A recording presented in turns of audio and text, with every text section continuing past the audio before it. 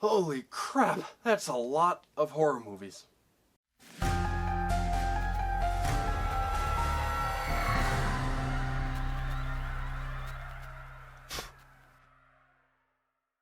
Over the last several months on this channel, I've been unboxing and looking through the various horror movies that I've gotten from the Horror Pack company. Several of you have requested that I should go back and give a more detailed review of the films, since when I was opening them up I hadn't actually watched the films yet, so I couldn't comment on whether they're good or not. Well, that's exactly what I'm going to do today. Now, you've already seen what the movies are in my other videos, so I'm not going to just list them, but on the other hand, I don't really want to take the time to give a full detailed review of every movie, because I'd be here all day.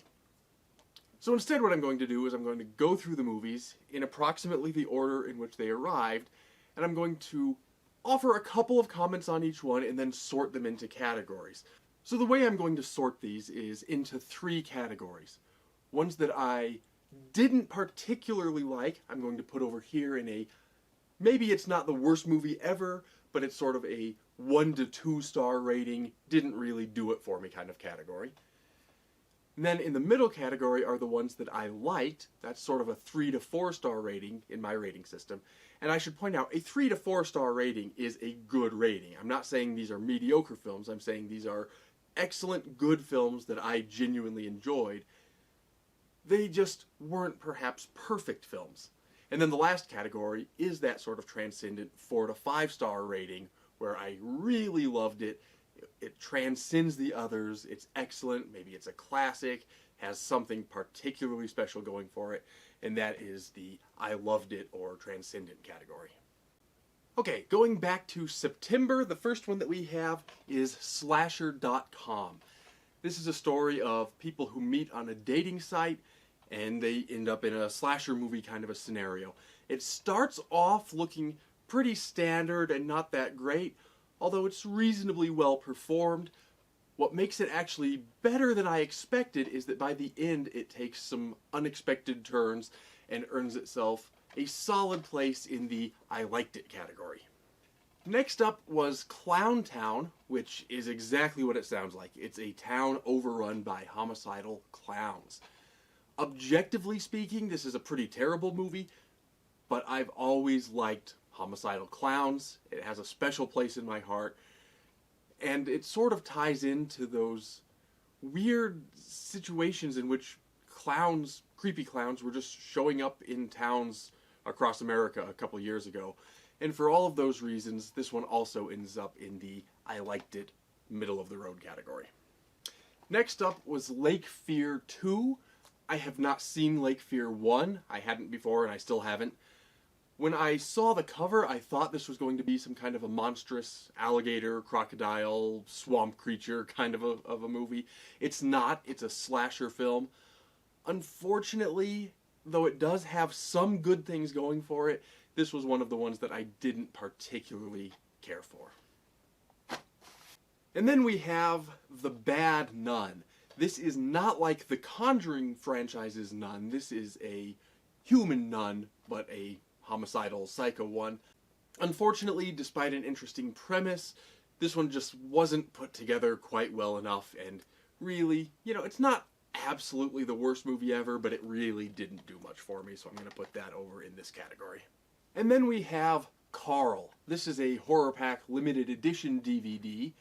This is a fairly standard story. It takes place in a rural setting, and there's a big guy named Carl who's a little too dependent on his mother, who's kind of crazy, and we know how this story goes. It ends up being a slasher movie. Despite the fact that it's pretty standard and there's not a lot original here, it's pretty well put together, and I'm putting it in the I liked it category. And then from the Blu-ray pack back in September, we have Patient Zero. This is a zombie movie, and specifically it's about a patient who was infected by the zombie virus but didn't turn into a zombie. Instead, he gained the ability to communicate with the zombies. I thought that was an interesting premise. By the end, it kind of ends up being just a standard zombie movie, but the original premise, along with outstanding performances, earns it a solid I liked it rating.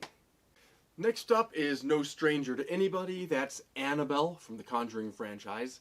And I've mentioned before, I don't need to belabor the point. I do like these movies. I don't love these movies, and I have some thoughts about the supposedly true story they're based on. But while I think the franchise is perhaps overrated, it is still a good franchise, and it goes right into the I liked it category. And then we have Mega Shark versus Mecha Shark. This movie is just fun. Of course it's a terrible movie, although it's well put together. Let me put it to you this way. If you are the kind of person who wants to watch a movie that would be called Mega Shark versus Mecha Shark, this is the kind of movie you'll like. It goes into the I liked it category as well. And next we have Betsy, which is a werewolf story and the Horror Pack exclusive Blu-ray from back in September. This is also an excellent movie if you realize that it was made on a micro budget of just a couple $1,000s. With that in mind, it's kind of an impressive achievement and a solid entry into the genre, going into the I liked it category. And the last one I received back in September was the free gift I received for subscribing, and that is the 4K Ultra Edition of Stephen King's Christine. And this is the first of our sort of transcendent, I really liked it, I loved it films. It's a classic movie for a reason, and that's really all I need to say about it. Moving on to the ones I received in October, we start off with The Body Tree. I expected, based on the title, a very different film from what this is. What this actually is half murder mystery, half demonic possession story. And the elements of both are not particularly original. What is original here is the blending of the two, and it's well put together, earning it a I liked it rating. And then we have Ouija 4, which is not actually part of the Ouija franchise, despite being called Ouija 4. This is actually a foreign film that's not part of that franchise. And there's really not a lot terribly original about it, but it's still a solid Ouija board kind of a story, and it goes into the I liked it category. One that I struggle to rate a little bit is this one, Scream at the Devil. And I have mixed thoughts, because some of the acting is really good, some of the acting is not really good. Some of the premise is original, some of the premise is not particularly original, and I had a hard time sort of deciding whether I liked it or not. What finally earns it the I liked it rating is the fact that it is a reasonable treatment of the horrors of mental illness. Then we have this one, Inoperable. This is the story of somebody who's trapped in a hospital in the middle of a hurricane, and some weird supernatural things start to happen. This is an eerie, surreal kind of a story, and the way that it's put together, I maybe shouldn't have liked it as much as I did, because the production value's not really what it could have been, but I don't know, there's some je ne sais quoi I just can't quite put my finger on, and I ended up really liking this one, and it goes into my top rated category. Another one I struggle with a little bit is this one. This is Frankenstein. This is the fairly recent BBC production of Frankenstein. It was an attempt to modernize the Frankenstein story. So instead of reanimating a corpse, they are genetically engineering the monster. I honestly can't decide whether I liked this or not. In many ways, it feels like it kind of ruined the Frankenstein story by trying to make it too modern in a way that just doesn't fit the Frankenstein story. On the other hand, it raises some issues of our current technology in the biotech industry, and given that what Mary Shelley was trying to do with Frankenstein was to comment on the advance of science, this does do that, so I'm of mixed minds. I'm going to put it into the I liked it category, although it's not so much that I liked it, is that I can't decide if I loved it or hated it. Here's a weird one called Dead Dicks. This is about a guy who keeps killing himself and then waking back up, but his corpse is still in his apartment. It's kind of part sci-fi, part supernatural, but very surreal. I can't say this is ever going to be one of my favorite movies, but it's such an unusual film, I liked it just for its originality, and it goes into the I liked it rating. Another one I liked, which I actually had seen before the horror pack, is Lights Out. This is a pretty good kind of a ghost story. I actually prefer the short film. I think condensing the story into the space of a short film was more productive than trying to expand it into a feature. But even the feature is a pretty good movie, and this one goes also into the I liked it category. One that should need no commentary is Stephen King's Carrie. This is a classic film. It's an excellent film. I think there are certain pieces of it that haven't aged as well as you might think, but overall it's actually aged really well and goes into the top rating. Also going into that top rating is The Barn. This was the Horror Pack exclusive Blu-ray. This is a Halloween story done the way Halloween stories should be, with a fair amount of genuine horror, but also with a fair amount of sort of tongue-in-cheek, over-the-top comedy. If you liked Trick or Treat, this is the kind of movie that you will enjoy. I certainly enjoyed it, and it's earning my top rating. Next up is Devil's Whisper. This is the story about a young man who's studying to be a priest, and he ends up facing off against a demon that's trying to possess him. I particularly like it because it's an interesting exploration of faith and struggle, and there's some family drama here. There's a lot of good stuff going on here, and it's very well acted. The one thing that keeps it from being in the top rating is that I think they kind of ruined it a little bit by revealing a little too much of the demonic presence too soon, and using CGI rather than practical effects, which isn't always the kiss of death, but in this case the CGI doesn't look good enough. It would have been better to just have sort of a shadowy presence rather than a full-blown apparition, and that kind of breaks the suspension of disbelief. Nevertheless, a good movie and goes into the I liked it category.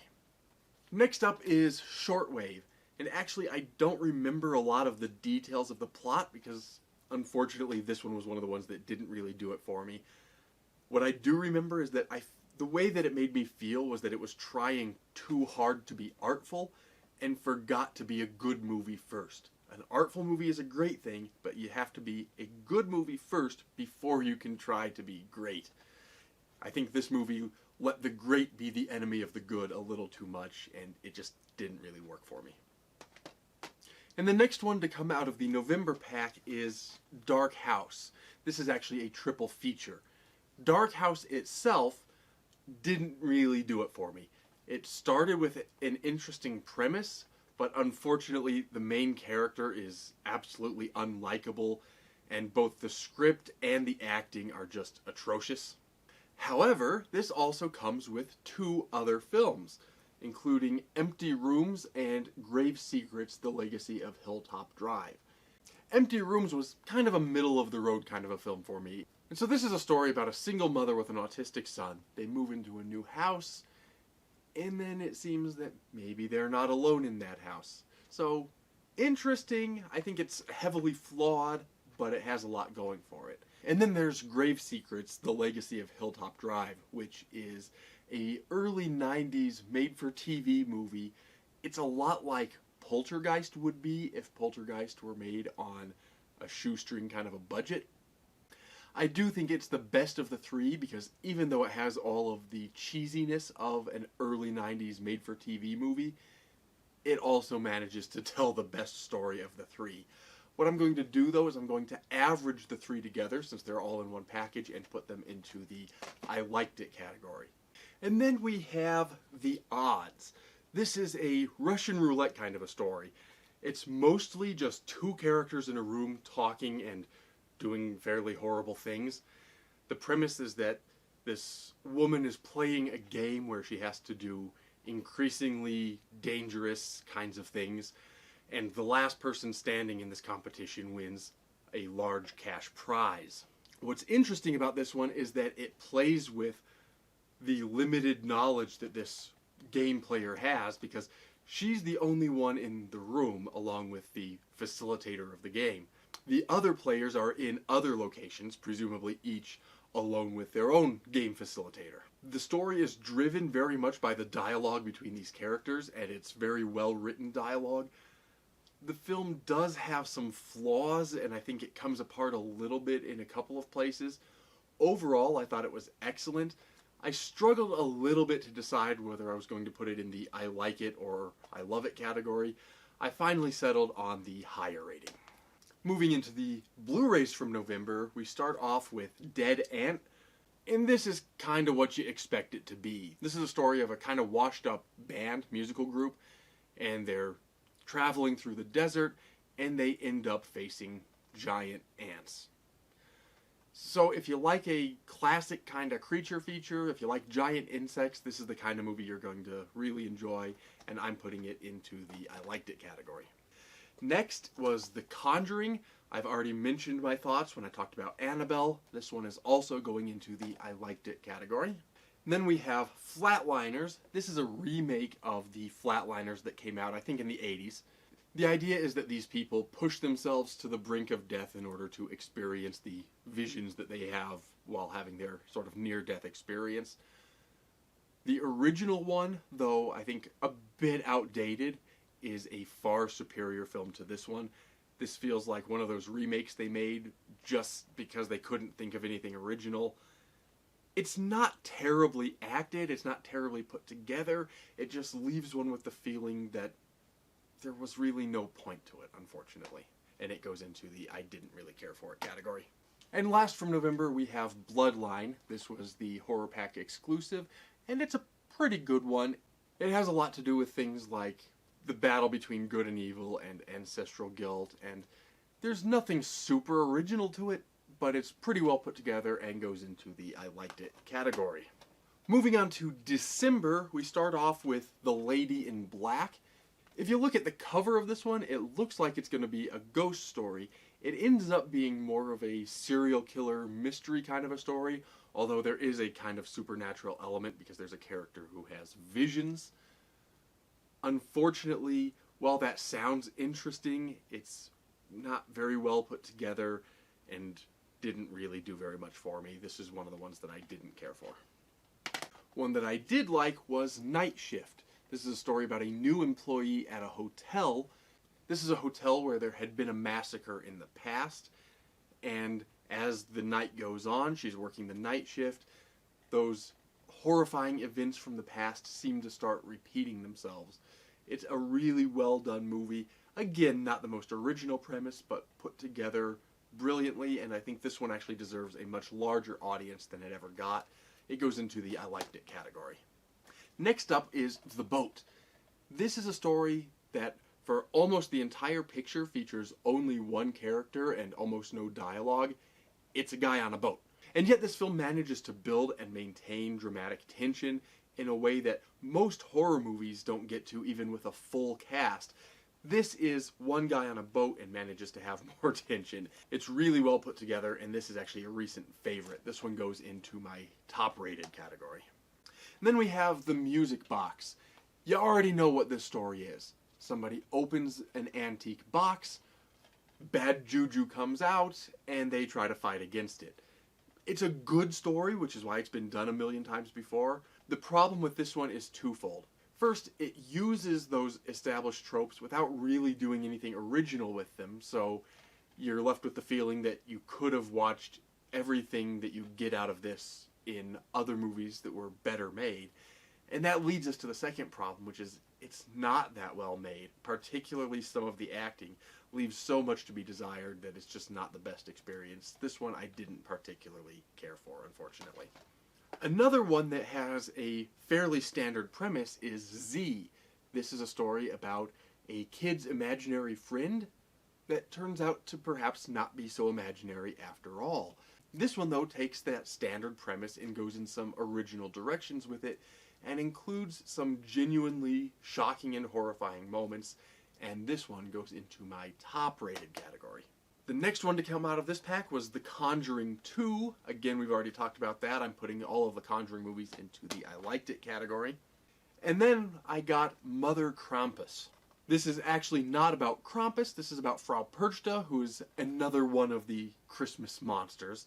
They just used the name Krampus in the title, presumably to capitalize on the better-known Christmas monster. But even though the title may be a little bit misleading, this is a monster that I actually like.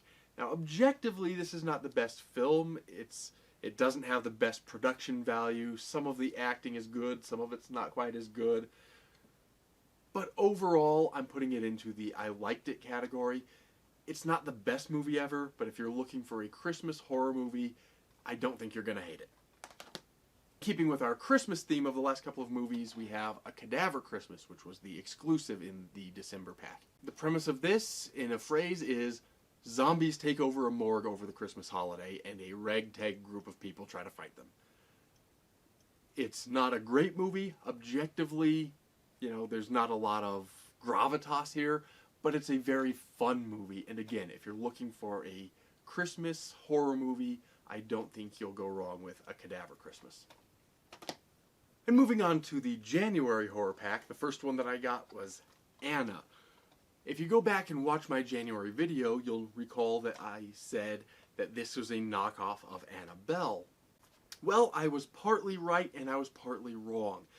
It is a knockoff of Annabelle in the sense that it's a haunted doll from a museum. It's even called Anna, so even the name is kind of a knockoff. The story, though, actually does go in some different directions.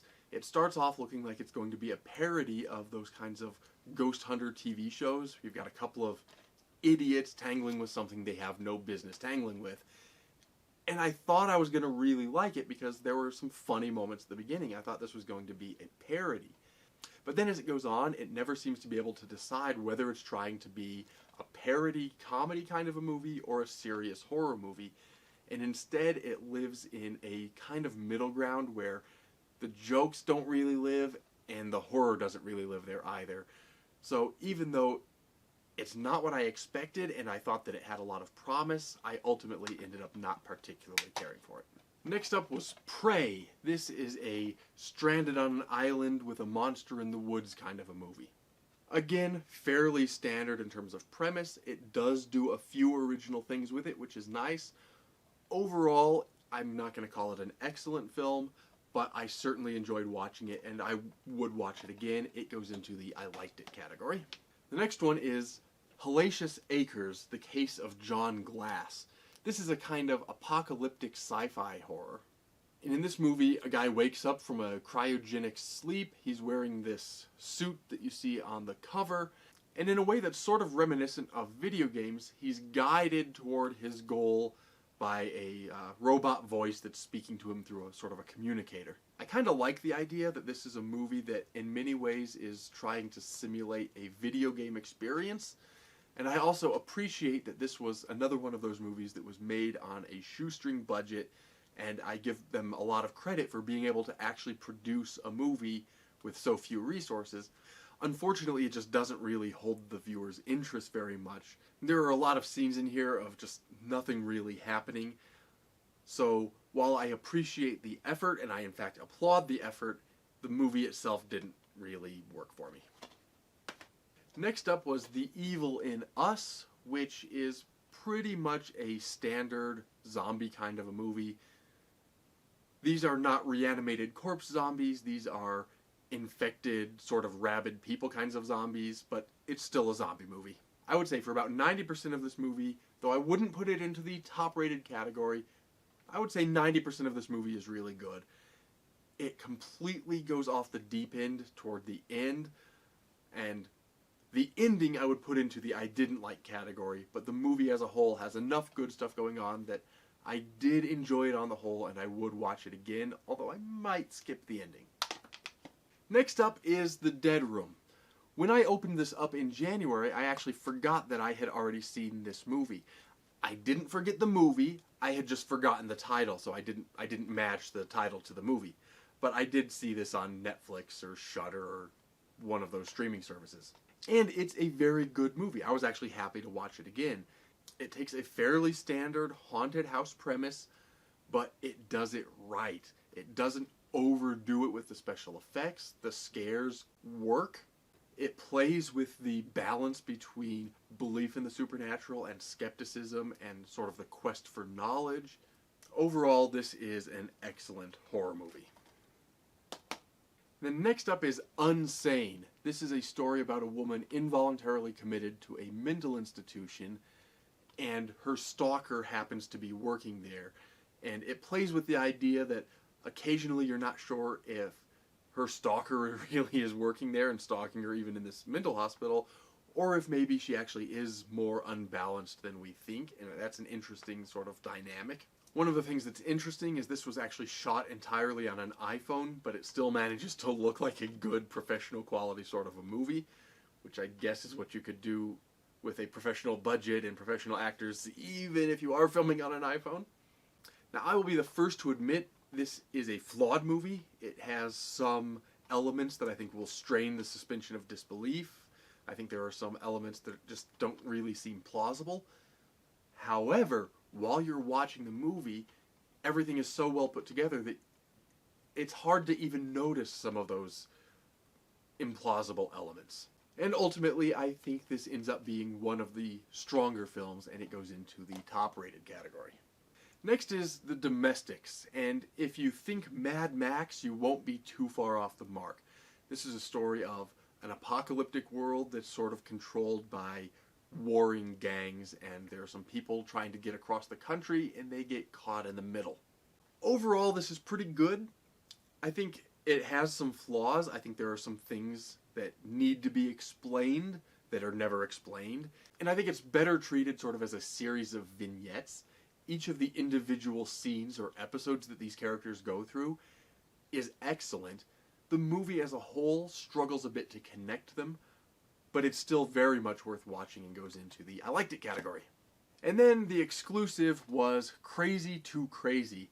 This is a story about a guy who goes to somebody's house planning to do some bad things, but when he gets there he realizes the family who live there are planning on doing worse things to him. So one psycho meets other psychos, and this is actually a really good movie once it finds its way. It takes too long to get where it's going, I think, but once it gets there, once it finds its stride, it ends up being an excellent film, and I put it into the I liked it category.